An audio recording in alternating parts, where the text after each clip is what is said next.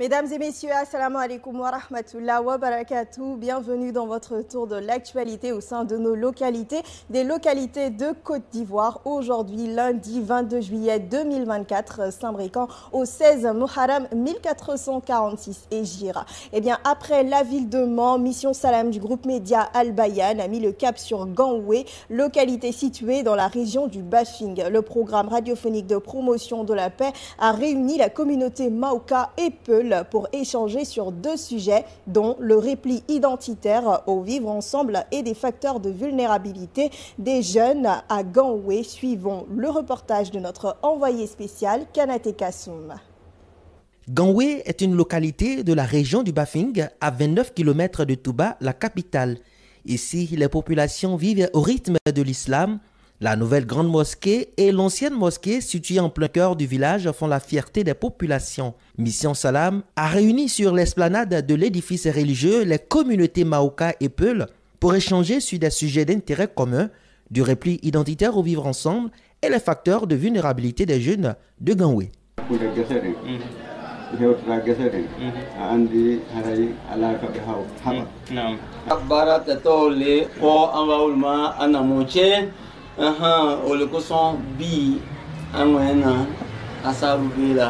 Gangoué a été créé.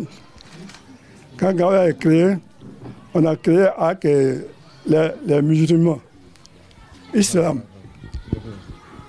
Tout ce qui se passe ici, si tu vois la mosquée ici, c'est l'islam qui est planté ici. Nous qui sommes demandés, beaucoup ne savent pas s'il y a demandé dans ce village. Parce qu'on est tous dans l'islam.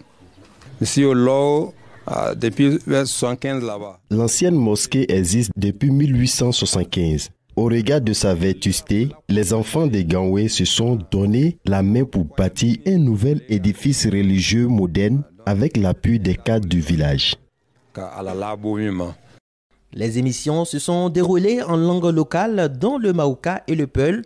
Les autorités traditionnelles et religieuses exhortent la jeunesse à la responsabilité. Chaque fois, j'ai fait une réunion avec la jeunesse pour les sensibiliser, pour que n'a qu'à les conduire, n'a qu'à être bien. Et puis, interdire aussi les mauvaises conduites, soit la drogue, tout ça là. Je ne voudrais pas voir ça dans mon village ici. Là, on considère comme Gangoué est une voiture, mais Piné là, c'est la jeunesse. Tout le monde roule là-dessus. Donc, sincèrement, tout ce que vous voyez dans le village, c'est la jeunesse qui s'occupe de tout. Quand on fait notre tambou ici, ce n'est pas autre chose qui sort, c'est la jeunesse qui sort pour aller travailler. J'exhorte la jeunesse à aimer le village plus que les hommes politiques. C'est la seule condition pour ne pas mettre en péril leur avenir ainsi que celui du village. Gangoué est le chef-lieu du canton Toubako, regroupant 43 villages dans la région du Bafing, région frontalière à la Guinée. Et on part ensemble à Bouna où un autre projet nous y attend, le projet intitulé « Prévenir et répondre à l'extrémisme violent dans le corridor atlantique ». Le PNUD a initié un renforcement des capacités techniques des acteurs des chaînes de valeur agricoles. La formation s'est tenue du 17 au 19 juillet dans la ville. L'objectif est de renforcer la résilience socio-économique de ces acteurs. Suivons le reportage de Alassane Ouattara. À 6 mois déjà, vous avez... Une étude du PNUD a permis d'identifier le karité, le manioc, l'igname, le maïs et la mangue comme chaîne de valeur prioritaire pour la réinsertion socio-économique des femmes et des jeunes. Cette formation vise à apporter un appui aux acteurs de ces cultures. Le but est de booster leurs activités. Si aujourd'hui, dans les régions du Nord, on parle de l'employabilité ou du manque d'opportunités pour les jeunes et les femmes, c'est parce que justement, il n'y a pas d'opportunités socio-économiques. Et pourtant, on a des possibilités de créer de la richesse dans nos propres régions. Parce que l'agriculture aujourd'hui, c'est l'une des ressources les plus durables dans la plupart du monde. Et le Bonkani, le Gontogo, le Folon, le Poro, la Bagoué disposent des ressources énormes.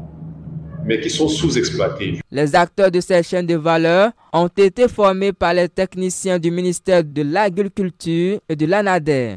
La formation a été technique, théorique et pratique.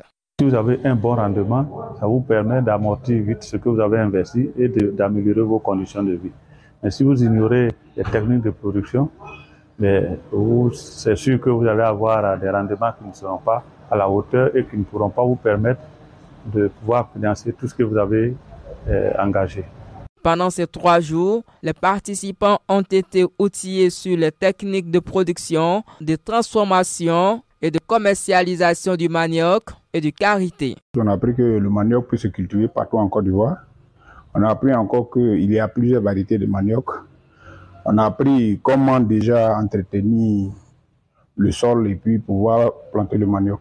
Ça peut aider beaucoup la jeunesse. Cette formation nous a vraiment appris beaucoup de choses au niveau de la culture du manioc. Nous avons appris des choses qui vont nous aider en tant que producteurs pour élaborer et faire des champs à titre industriel. Notons que le PNUD apporte également son soutien dans plusieurs domaines dans la région du Bunkani. Entre autres, la délivrance des documents administratifs et la formation des jeunes aux métiers professionnels.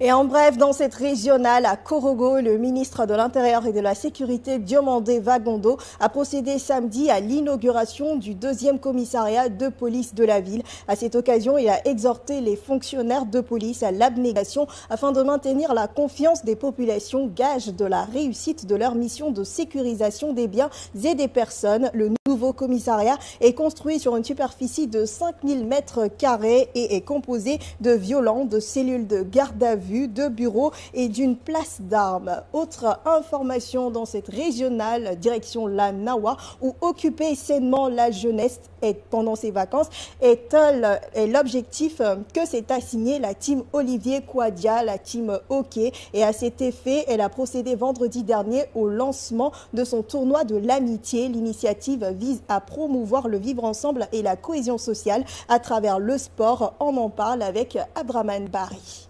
C'est le village de Kanyenako dans la sous-préfecture d'Okruyo qui a abrité le lancement de la 2e édition du tournoi de l'amitié qui a réuni les fils et filles du canton Guibouo avec pour objectif occuper sainement les jeunes durant ces vacances dans la cohésion et le vivre ensemble. Notre objectif en organisant cette compétition, c'est réunir toute la jeunesse de la Nawa, les mettre ensemble pour faire face aux difficultés, aux défis qui s'opposent à notre région. On veut mettre en place des micro-projets pour les femmes, pour les jeunes, pour nos soeurs, tout ça. Aujourd'hui, quand vous arrivez à Soubré, l'activité la plus répandue, c'est le broutage, les braquages. Nous voulons changer la donne.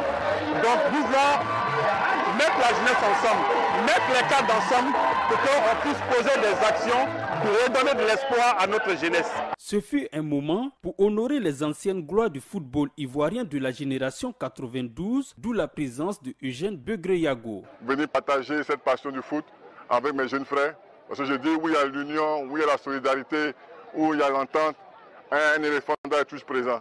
Donc c'est pour ça que je suis présent ici. C'est un très grand plaisir, c'est une joie immense. J'espère que cette fête sera la meilleure. Une initiative saluée et soutenue par la chefferie du canton Guibouo. Pendant les vacances, il faut occuper la jeunesse pour éviter qu'elle tombe sur les mauvais chemins.